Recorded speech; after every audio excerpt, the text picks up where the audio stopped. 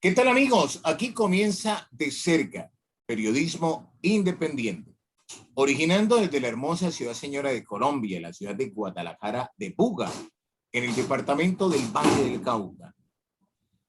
Muchísimas gracias a todas las personas que auspician, respaldan esta iniciativa de hacer periodismo de investigación, periodismo independiente y alternativo.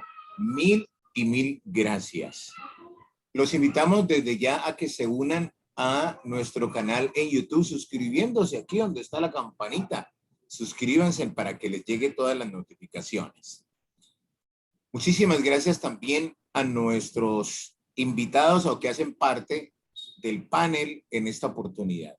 Alfredo José Parra, que a la vez nos presenta al invitado especial en esta mesa que inicia a partir de estos momentos, hoy jueves 20 de mayo del año 2021, cuando son las 7:30 de la noche. Aquí comienza De Cerca. Alfredo José.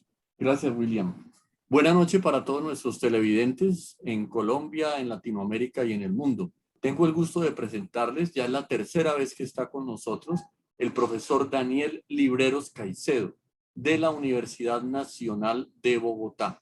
Él es economista, abogado, ha trabajado el tema de la investigación en economía, especialmente la problemática de la deuda externa colombiana y latinoamericana, pero no vamos a hablar de eso hoy. Lamentablemente vamos a hablar de la coyuntura actual que vivimos en este paro cívico nacional que ayer completó 21 días de haberse iniciado el 28 de abril ya el mes pasado. Daniel, buenas noches y muchas gracias por acompañarnos hoy. No, buenas noches y muchas gracias a ustedes por la invitación.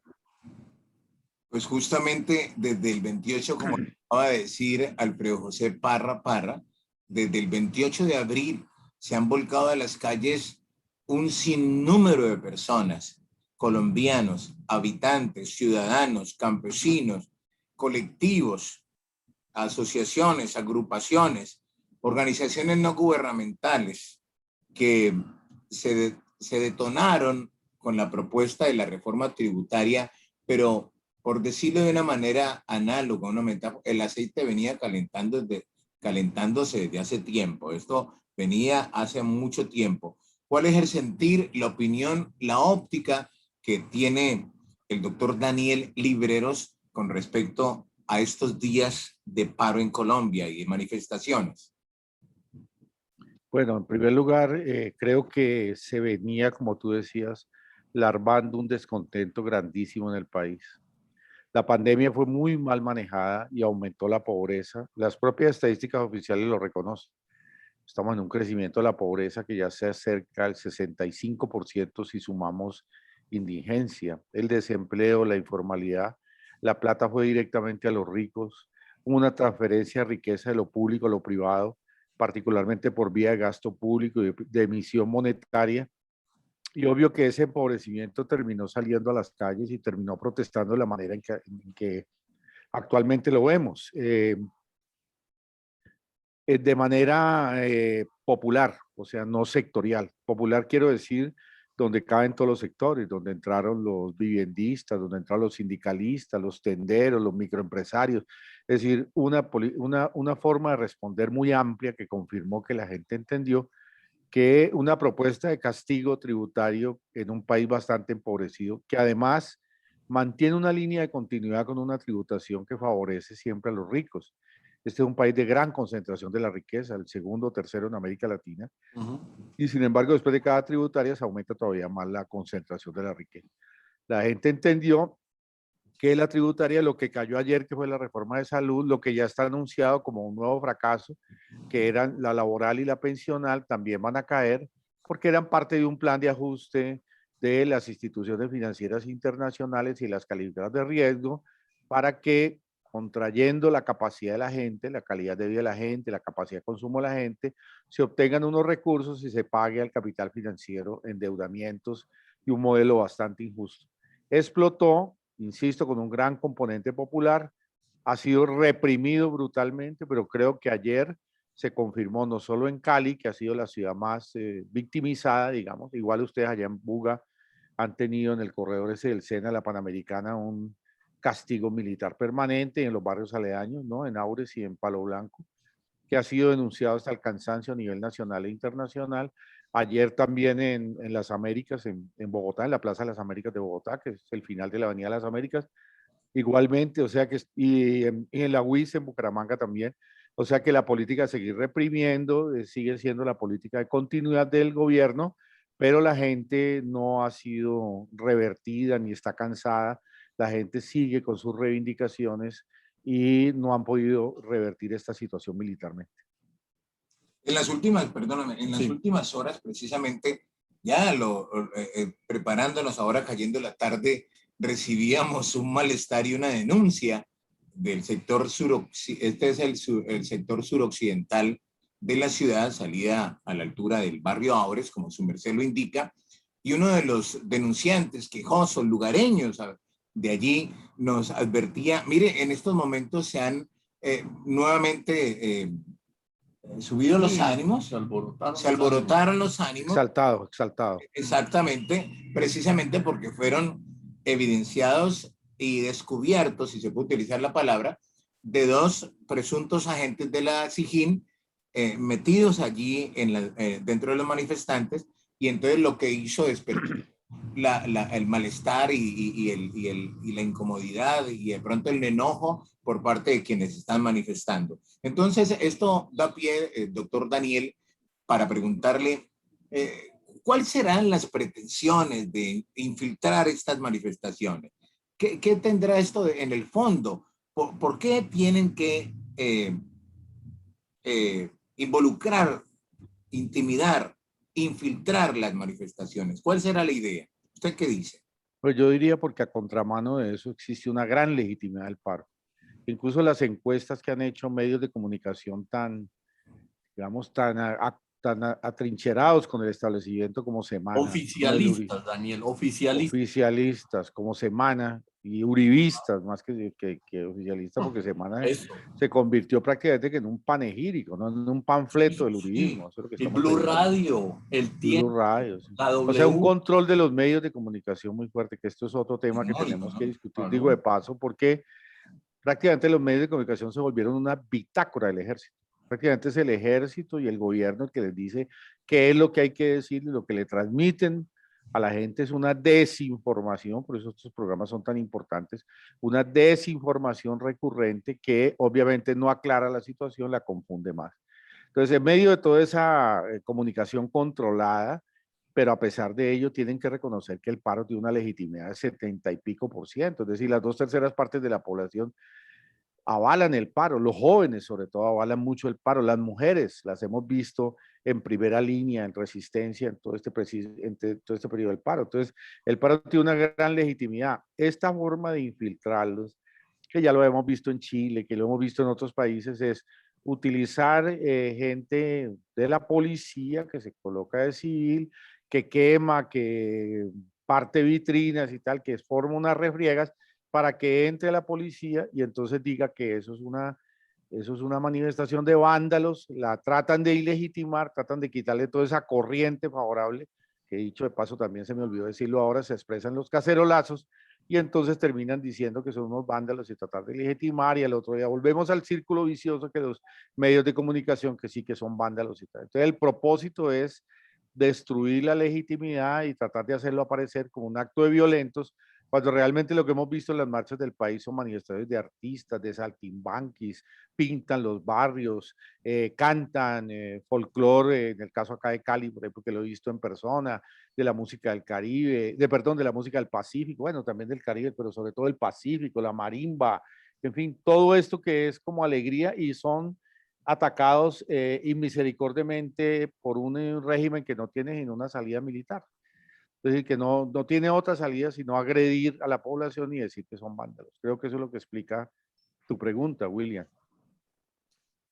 Pues mira, Daniel, cada vez este gobierno se me parece más al gobierno de Julio César Turbay Ayala. Claro que el mismo presidente Duque se ha declarado admirador de ese político y de ese periodo presidencial, que es responder a la propuesta social de forma militar. ¿Por qué no, por qué la terquedad de los gobernantes no ha cambiado? Llevamos 40 y pico años de haber pasado por ese gobierno nefasto de Turbay Ayala con su estatuto de seguridad y su ministro de justicia, Hugo Escobar Sierra, porque lo recuerdo como si fuera ayer, que por qué la terquedad de esa clase política de responder a la protesta social, a la injusticia económica, responder con balas y responder militarmente. Pero primero el padre de Iván Duque fue ministro de Turbay, ¿no? Eso es lo primero, jugó un papel muy importante en el turbayismo.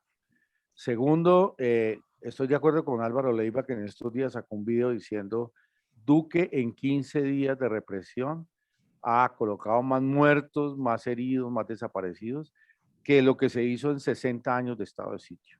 Es decir, lo que hemos vivido en los últimos 15 días en Colombia ha sido una cosa de terror. La forma como entran, cortando la luz, disparando al cuerpo con aerotransportados. Ustedes lo han Dando el vivido agua allá. incluso. ¿Ah? A ustedes lo han vivido allá en Buga. ¿Saben lo que es eso? Sí, Tirándole gases pimienta al conjunto de la población, a señoras embarazadas, a niños. Bueno, es una barbarie, realmente es una barbarie. Y sí tiene una continuidad con Turbay en cuanto Turbay fue el que generalizó el estado de sitio, hizo una represión muy fuerte sobre la población, pero decíamos también, ahora el ejército está mucho más tecnificado y la policía pues tienen todas las armas del Plan Colombia, ¿no? Todo esto de los aerotransportados, los drones, los dirigidos no existían en esa época y por consiguiente la represión siguiente, una continuidad con todo esto de Turbay y el estado de sitio y la forma como avasalló, y ahí hay un tema muy importante, ahora que lo estás tocando, y es el tema de la criminalización de la protesta social. O sea, no hay otra forma de actuar frente a la protesta que criminalizarla, y ya llevamos cuántos muertos acumulados en este tipo de criminalizaciones. La CUT, por ejemplo, la Central Unitaria de Trabajadores, dice que del año 89 para acá, más o menos tenemos 3.200 dirigentes sindicales o líderes sindicales o ligados al sindicalismo de alguna manera que han sido asesinados, es decir, el terror de Estado, insisto, criminalización de la protesta. Extendieron la guerra con las guerrillas a una guerra social. La forma a través de las cuales impusieron las pautas neoliberales fue a través de violencia, estado de sitio y una cualificación del ejército que terminó atacando también a la población, y esto es, hay que relevarlo, ¿no? Digamos, porque el otro tema es que no tienen política social porque no tienen recursos suficientes fiscales, presupuestales, no tienen políticas públicas. Cuando uno ve las primeras filas de la resistencia acá en Cali, se dan cuenta que son adolescentes, ni siquiera jóvenes, adolescentes de 18 a 24 años que no tienen ninguna oportunidad, los llamados ni estudio ni trabajo, que están hambrientos, que tienen una indignación muy fuerte.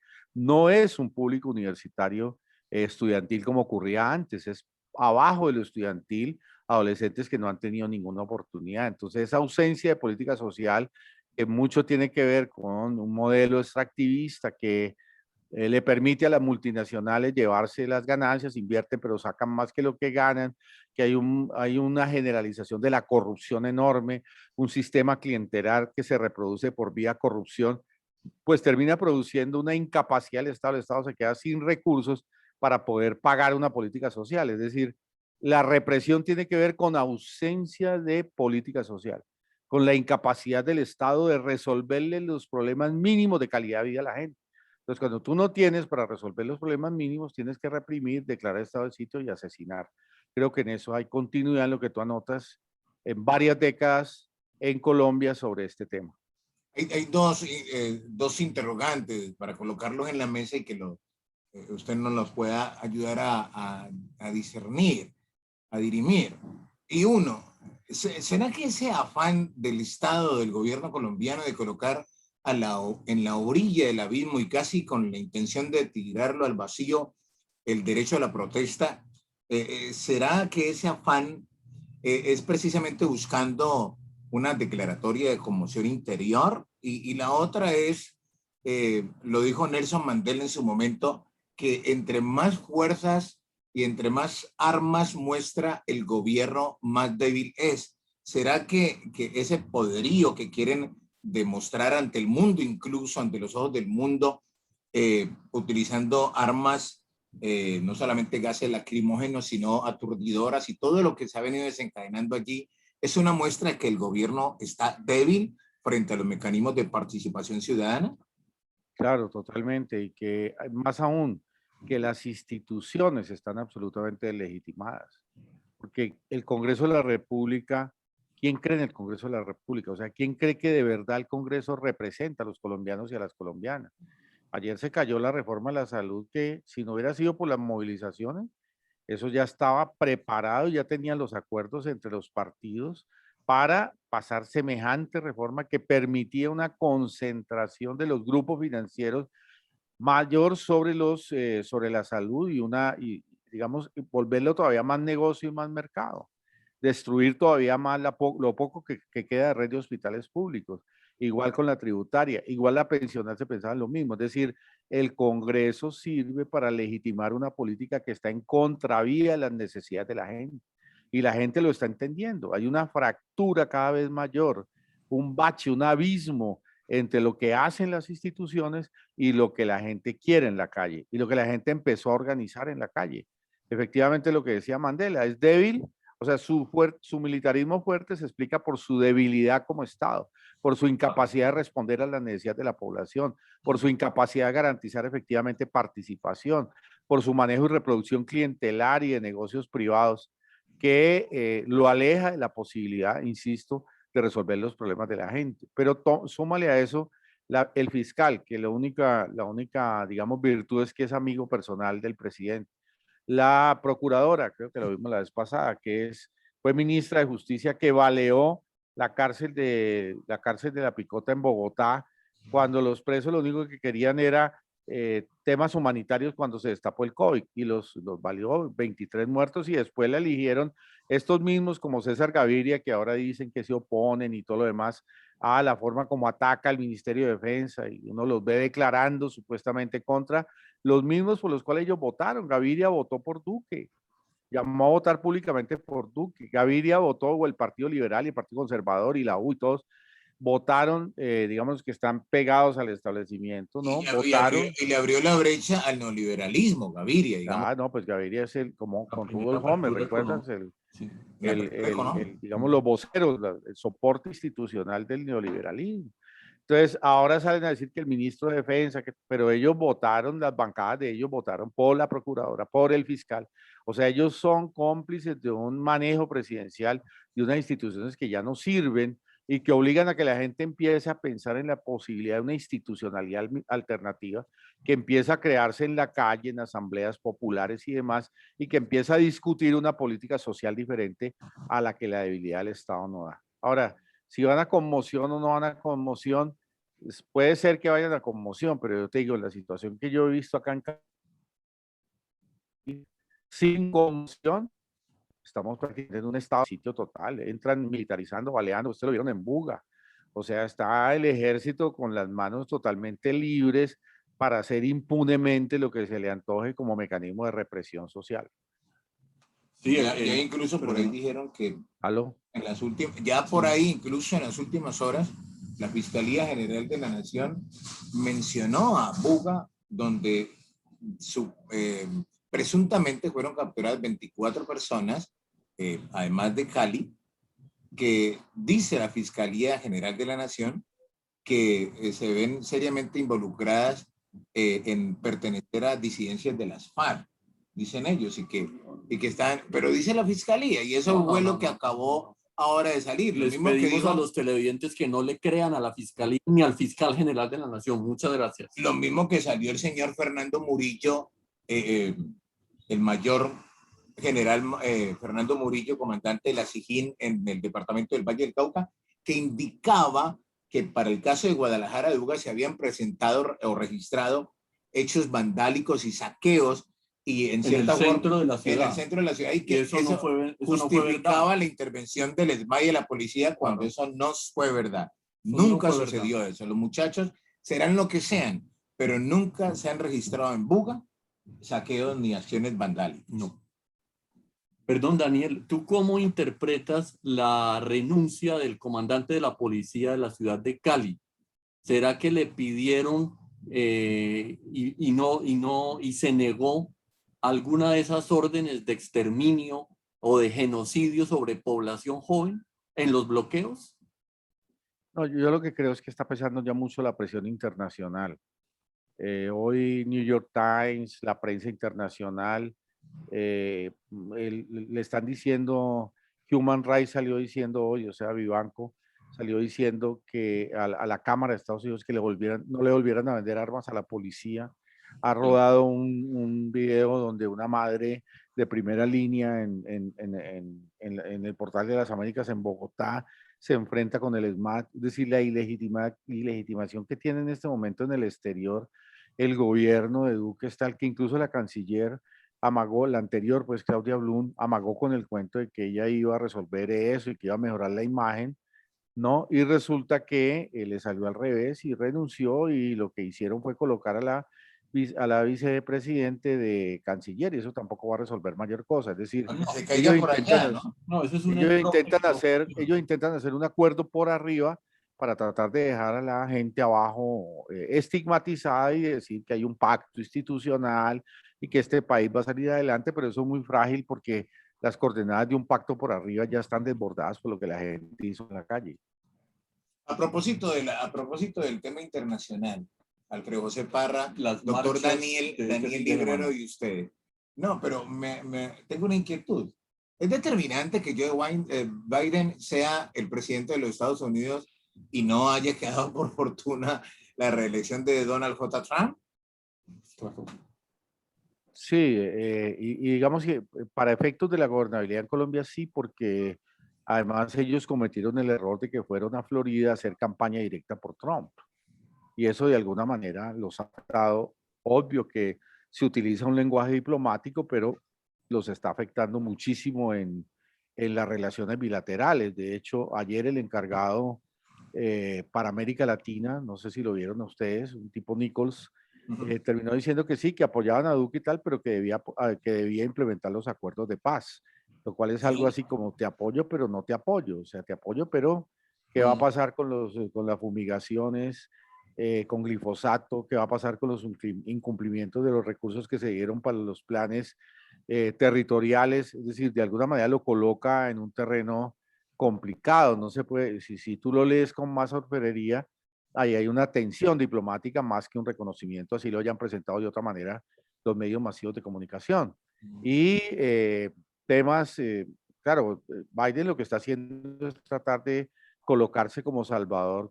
Este es otro tema, ¿no? Estamos en una profunda crisis económica internacional, que incluso los grandes analistas del capital reconocen que esto es peor que lo de 1930. Nosotros a la salida de la pandemia vamos a tener millones de trabajadores desempleados, vamos a tener todas las cadenas de inversión destruidas, el dólar en una situación de debilidad enorme al punto que el Bitcoin le crecen monedas paralelas, la tensión geopolítica con China cada vez más fuerte, lo del Medio Oriente no se arregla, al contrario, mire esta masacre que están haciendo los judíos, o sea, los sionistas, no digamos los judíos, dije mal, los sionistas contra el Estado palestino, 43.000 desplazados en un fin de semana, ¿ya? En aproximadamente 130 muertos, o sea que las tensiones, la geopolítica internacional, la crisis económica apuntan a que Biden aparezca haciendo cosas que antes parecían difíciles de realizar, ¿no? En el marco de la gestión de la crisis. Por ejemplo, salió diciendo que las patentes de vacunas debían suspenderse por lo menos en este periodo, cosa que no había querido decir. Incluso Duque fue a las organizaciones internacionales, a la Organización Mundial de la Salud y a la Organización Mundial de Comercio a decir que acompañaba a las multinacionales de producciones de fármacos, o sea, el Big Pharma. Imaginen ustedes, cuando tenemos un plan de vacunas que no llega ni a 4 millones en un país de 46 millones. De paso digo, y esto es un tema que hay que discutir, o sea, yo no entiendo cómo un candidato de izquierda como Petro se reúne con el embajador de Israel el mismo día que están bombardeando Hamas y sale con una declaración diciendo que si él llega a ser presidente va a tener excelentes relaciones con el Estado de Israel. Está ahí también Besudo, que está muy cuestionado también por su accionar político y social, y los grandes empresarios, es decir, me da la impresión de que él está jugando como a parecer como un hombre sensato, un hombre del establecimiento, y que todo esto, pues, de lo que le endilgan de posible estatizador y demás, él está lejos de eso. Es decir, Me preocupa que una expresión democrática o algo que aparece como izquierda parlamentaria haya actuado de esa manera el fin de semana pasado. Y justamente en el ámbito internacional, otra cosa que tampoco puede quedar en el garete son las expresiones del juez español Baltasar Garzón, que asoma una presunta violación por parte del señor presidente Iván Duque Márquez en torno a cometer delitos de lesa humanidad. Y le dice, usted está siguiendo los mismos caminos de Pinochet. ¿Será que deja entrever que hay una posible ruta que desemboque o como destino final una presunta juzgamiento ante la Corte Penal Internacional para el señor Iván Duque? ¿Cuál es su concepto? Nosotros acá en un equipo de abogados que tenemos, que viene desde noviembre 21 del año 2019 y por eso lo llamamos Colectivo de Abogados N21, que somos abogados penales, pues que estamos ahora asesorando en el penal, o sea, tenemos diversas disciplinas, pero ahora por las necesidades de lo que se está presentando acá en la ciudad y a nivel nacional, pues actuamos en derecho penal.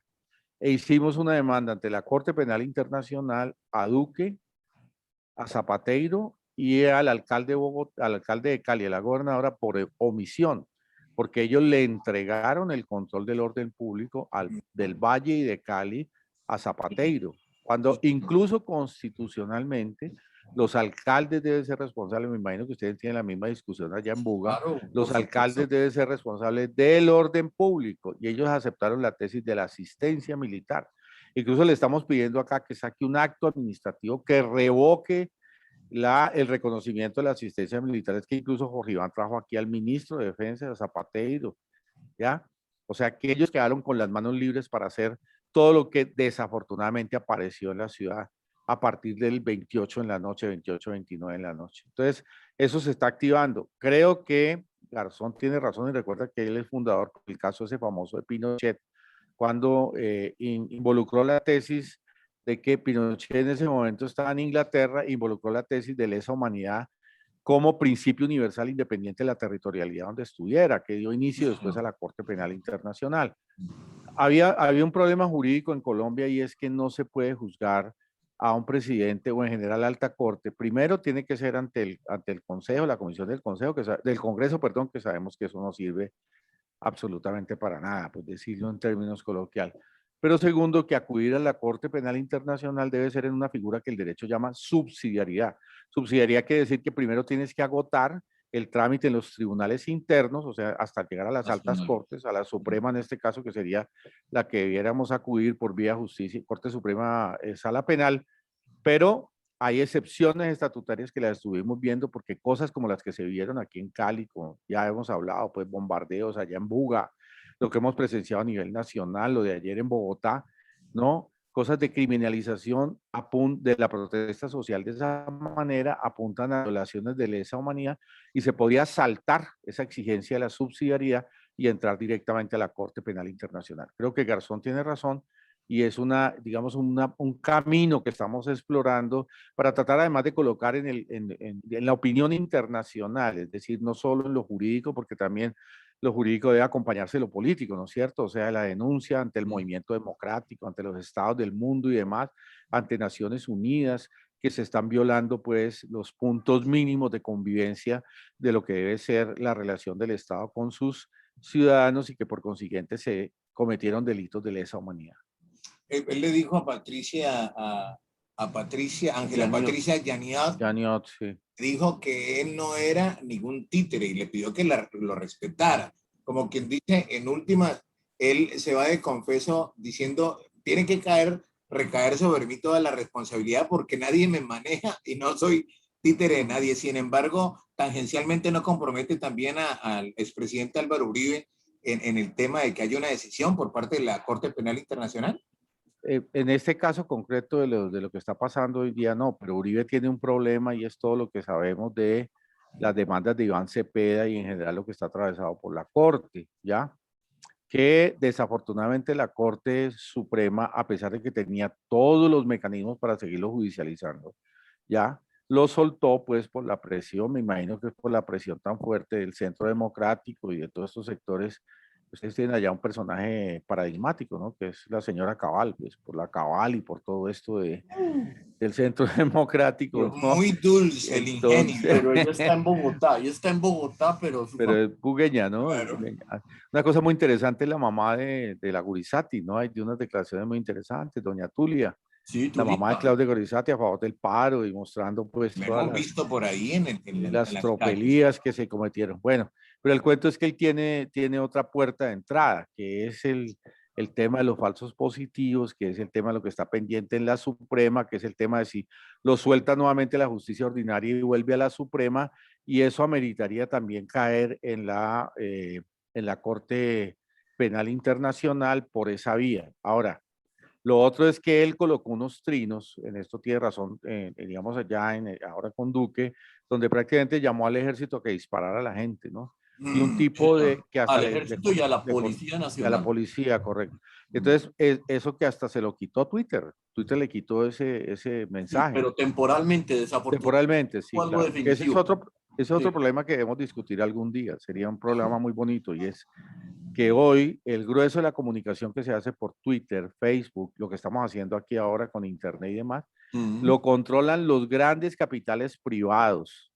Es decir, lo controla Gates, lo controla Apple, lo controla los dueños de los satélites. Es Besos. decir, entonces ellos están decidiendo quién opina o quién no opina. Si tú este programa mañana decide Twitter que es muy radical, lo cierra simplemente, no lo deja reproducir. Entonces Sí, sí, estamos en sí. el dilema y creo que eso va a ser uno de los Yo grandes sí quiero temas. mucho YouTube porque hasta ahora no nos han vetado. El que sí nos ha vetado ha sido Facebook. Facebook Claro. ¿Sí? nos ha dado unos coscorrones grandísimos. Ya nos faltan 28 días contando esto. Va la cuenta regresiva. Mañana 27, 26. Espero que cuando llegue a cero haya terminado lo del paro y se haya solucionado. No podemos hacer transmisiones en vivo por Facebook porque, porque los señores consideraron que hablar de Álvaro Uribe Vélez iba en contra de no sé de qué, pero en todo caso esas De publicaciones... sus principios éticos. Exacto, entonces dijeron que no. Y me suspendieron por 90 días. Eso creo yo, como le escribí yo a Facebook en los Estados Unidos, les dije, porque a mí ya me conocen en los Estados Unidos, toda vez que un juez de la República ordenó la búsqueda selectiva de mi base de datos y que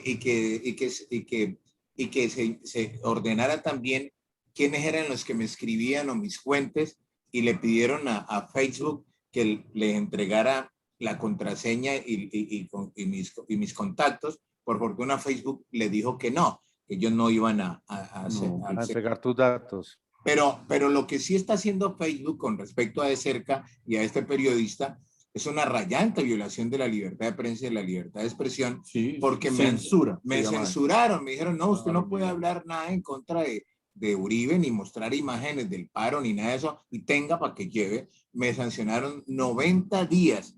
Estamos hoy cumpliendo el 28, mañana 27, y así se va minimizando, pero me imagino que con ese poder de denuncia y no de defensa que tiene este periodista y De Cerca, pues nos volverán a vetar otra vez, ¿no? Sí. Pero no importa, yo también, como dijo Fernando Vallejo, yo también los excomulgo a ellos.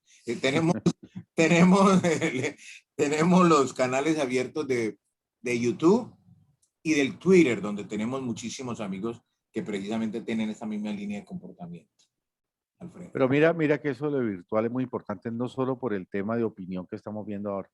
Es decir, ellos se quedan, estoy hablando del gran capital, se queda con la capacidad de decidir quién habla o quién no habla, porque hoy la comunicación por esta vía, por WhatsApp, virtual en general, es mucho más fuerte que incluso la convencional, la de televisión y de radio. Entonces, ellos te están controlando quién puede opinar y quién no puede opinar. Es Y decir, para uno el de caso los de temas... Colombia, doctor Daniel, perdóneme que le corte, a mí me dijo un pajarito de los que arriman al Parque José María Cabal, me vino y me contó en la ventana que el administrador de Facebook para el caso de Colombia, vaya uno a saber, es el esposo de una presentadora de un noticiero muy importante en Colombia que está al servicio precisamente del Estado y del poder, ¿no? Entonces ya uno entiende, bueno, si él es el que administra Facebook para Colombia, entonces dirá uno, bueno, ya tienen cómo controlar esta publicación. Es que los grupos económicos te controlan los medios de comunicación masivos, radio y televisión. Y ahora estamos en otra fase transnacional donde te controlan la comunicación virtual. Entonces, Sí. el futuro de la democracia va a ser, y eso ya se está dando a nivel internacional, cómo poner pautas de regulación que surjan de la sociedad o los estados que te permitan de alguna manera incidir sobre algo que ellos tienen totalmente libre ahora. Ellos son los que deciden quién habla y quién no habla. Y además, impusieron durante la pandemia la posibilidad del teletrabajo con una sobreexplotación bárbara de la gente, porque entonces Sí, ya no hay horario, correcto. la gente paga los servicios de electricidad, es decir, lo que antes hacía la empresa. La deslocalización de las empresas y la localización del trabajo en el hogar termina siendo todavía mucho más sobreexplotación. Lo padecen más las mujeres, ¿no? Porque convencionalmente son las mujeres las responsables, entre comillas, pues socialmente, ¿no? En una familia, en una concesión de familia patriarcal, la responsable de los niños, del mantenimiento de lo que se conoce pues como economía del cuidado. Pero hay otro problema, la de la laboralización por vía virtual. Y el tercer problema es que tienen el control de la economía. Entonces, por ejemplo, ahora están haciendo una cosa que se llama ciudad de región, acá lo llaman Cali inteligente, creo en Bogotá ciudad región, y entonces ellos van a saber por virtual, se hacen con plataformas que controlan con las empresas locales, las empresas de energía y las empresas de comunicación local, entonces van a controlar el catastro, la superficie que es viable para sembrar o no para sembrar, las coordinaciones de las alcaldías, los presupuestos, todo, o sea que se quedan con el control total del territorio. Estamos en una fase donde lo virtual controla producción, controla, es una sociedad policíaca porque el día que te quieran controlar, simplemente cogen el chip tuyo del celular o ¿no? Cada vez se me parece al WhatsApp. 1984. Big Brother, correcto, Big Brother, Claro. exactamente. Entonces, eso por otro lado, control de la Gran producción. hermano, ¿no? Y Big Brother, gran hermano, ¿sí? Y control de la economía. O sea, tienen prácticamente una economía privatizada que tiene al servicio de ellos prácticamente el mundo, ¿no? Y dicen que virtualidad y que solo virtualidad, pero para poder hacer ese tipo de economía necesitan destruir una cosa que se llaman tierras raras, es decir, que también son extractivistas. Y en zonas de Asia, eso ya ha causado grandes problemas a campesinos y aquí ya nos anuncian pues coltan y otro tipo de invasiones de capital transnacional sobre el tema. O sea, es falso que la virtualidad esté desatada totalmente del extractivismo, es, de algo, es socia del extractivismo también, por decirlo de otra manera. O sea, ese es un gran problema, la virtualidad. Y el problema de la democracia creo que pasa por ahí, a futuro. Bueno, yo creo que no podemos dejar pasar un símbolo consciente que hemos hecho una opción, William Vianney y yo, y es esta pañoleta palestina. En estos momentos, jacta, correcto. En estos momentos el pueblo palestino, sobre todo mujeres, niños y civiles inocentes, están sufriendo por el genocidio del Estado sionista hebreo, el Estado de Israel. Nuestro apoyo y nuestra solidaridad para todos ellos a nivel de Colombia, Latinoamérica y del mundo. Y quiero referirme también a las protestas de este fin de semana en grandes ciudades y capitales de Europa.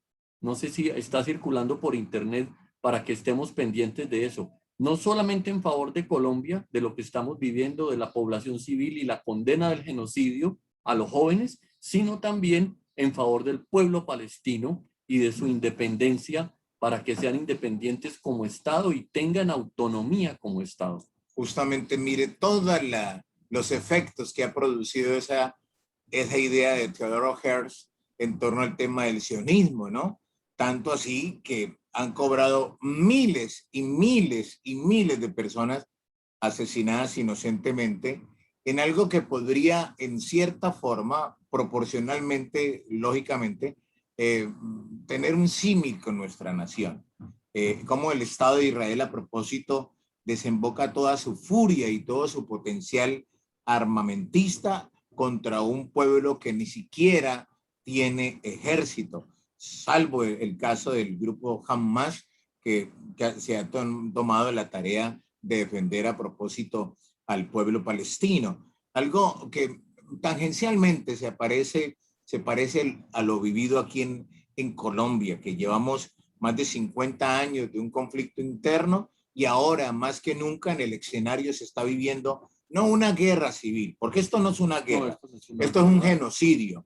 porque cuando el fuerte tiene armas, tiene helicópteros, sobrevuela la población, además produce pánico y además ha matado animalitos, aves, perros, mascotas, porque esas son otras víctimas que no hacen, que aunque están registradas no las han contado, pero ahí están en el escenario. Y eso no es una guerra civil, es una acción genocida por parte de un Estado como lo que se viene ahora, que se centra en todo su accionar.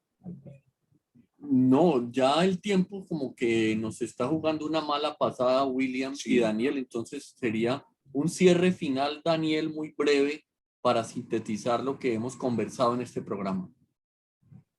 Hay como diría, una propaganda, por decir algo, es como una pequeñita pegantina donde hay un niño palestino y un niño colombiano. Y dicen, nos separa el espacio, nos separa la geografía, pero nos unifica la lucha. Me llamó mucho la atención porque es muy bella, es muy gráfica, digamos, de los dos puntos geográficos hoy que están resistiendo más contra el armamentismo, la desigualdad, el genocidio a nivel internacional, que es típico del neoliberalismo. El neoliberalismo no solo es una economía, no solo son los planos cartesianos y las discusiones teóricas, sino que el neoliberalismo también es guerra, es hambre, es militarismo. Y en el caso de Israel, pues sí ha habido un pueblo sufrido. Después de la Segunda Guerra Mundial ha sido el pueblo palestino, ¿no? En el caso de lo que estamos presenciando allá, 43.000 desplazados en un fin de semana, 130 muertos, población civil absolutamente inerme. Es escandaloso, partiendo incluso de que Naciones Unidas hace una concesión que no se puede aceptar. Y es que estamos en un conflicto armado cuando, como si fueran estados iguales o situaciones iguales cuando son profundamente desiguales. Estamos hablando de uno de los ejércitos más poderosos del mundo, asesorado directamente por el ejército norteamericano, más con compadrazgos de negocios y demás. Sabemos lo que significa Israel en Colombia también, ¿no? Recordemos los paramilitares, recordemos a Klein, recordemos las asesorías militares de los años 80, recordemos que en el marco de Plan Colombia también le compramos muchas armas a Israel. Recordemos que incluso muchos de los mercenarios que aparecieron aquí, que aparecen en las guerras internacionales, son militares retirados, sionistas, ¿ya? Es decir, que es un Estado profundamente militarista y la forma como apabulla a esa población, que es increíble, es una población heroica, de unas dimensiones de heroísmo que queda corto cualquier adjetivo frente a lo que hacen ellos. Lo que uno ve en las imágenes de niños quemados, asesinados, torturados, viven incluso cercados por alambres de púas. Y todo lo que están haciendo ahora es... Me hace acordar el maestro Daniel, discúlpeme, antes de que nos vayamos, para recordar algo que me decía un sheikh, Omar Taha Hussein, que me contaba de Said Abdul Hadi, un niño de 7 años que alcanzó a contar, ¿no? Alcanzó a contar. Esa mañana estábamos con mi padre y mi padre estaba en el lado de la cocina tomando café, como acostumbró a hacerlo por la mañana. Cuando menos pensamos, nos cayó un explosivo encima de nuestra casa y la destruyó toda. Yo pude medio sobrevivir, pero entonces el niño contaba eso, pero el niño se complicó hasta tal punto que fue llevado a una clínica y antes de morir, que eso es lo que más me hace un nudo en la garganta, dijo, se lo contaré todo a Dios. Y eso fue una cosa aterradora cuando él antes de morir dice, se lo contaré todo a Dios, ¿no? O sea, esa situación de, además de injusticia, ese sionismo rayante y ese poderío armamentista, reitero, como lo indica su merced, en contra de un pueblo que a la final no tiene ni siquiera un territorio para poder decir esto es mío y esa actitud yihadista de la resistencia, acá nos tendremos que morir porque los palestinos tienen ese carácter como principio rector en su temperamento, no, nosotros morimos de pie. Los niños por eso se enfrentan a esos carrotanques y ellos no salen corriendo, aunque sea con una piedra, pero se enfrentan a un carrotanque. Piedras contra tanques. Piedras contra tanques. Y salen los noticieros como ya los conocidos hegemónicos diciendo, miren un palestino revolucionario atentando contra el ejército de 7 años. De 7 años, sí. Bueno, sí, indiscutiblemente es un genocidio y creo que esto tiene que ver mucho con que ya la población de Israel creció y entonces le están quitando hasta los terrenos que habían sido pactados después de la guerra del Exactamente. 68, donde ahí ya fueron desplazados en mucho. O sea que lo que estamos viviendo es un cercamiento cada vez mayor, lo están botando cada vez más de sus territorios para expandir la territorialidad sionista. Y eso es una infamia, eso va a seguir costando miles de muertos. Y repito, llama la atención que el candidato de izquierda en Colombia se siente a manteles con el embajador de Israel el mismo día en que estaba matando 30 palestinos Pues a mí en sí me deja muy territorios aterrado de ese Palestina. comentario y yo no quisiera, Sí, a mí también. me deja muy aterrado ese comentario, sobre todo como es, porque ese señor Klein incluso dijo, comentaba lo de Uribe y demás. Pero bueno, eso será tema de otro Otro programa. espacio. Y mil gracias, doctor Daniel, maestro Daniel Libreros, por estar esta noche en De Cerca. Muchas gracias por haber llegado, por haber No, venido. a ustedes muchas gracias y siempre muy agradable conversar con ustedes. Gracias, Chao y Daniel. feliz noche. Feliz noche. Chao. Igualmente y muy bien correspondido. Lo mismo también, muchísimas gracias, Con Alfredo mucho José, gusto. por haber estado de cerca y sobre todo ustedes, nuestros amigos. Mire, en estos días lo decía y lo voy a decir rápido. Qué lástima que casi no nos escuchan. Si un árbol cae en medio del bosque y nadie lo escucha, no hace ruido. Lo realmente importante es que estos espacios hagan ruido, escúchenlos, suscríbanse, compártanlos para que la verdad vaya siendo escuchada por todos ustedes.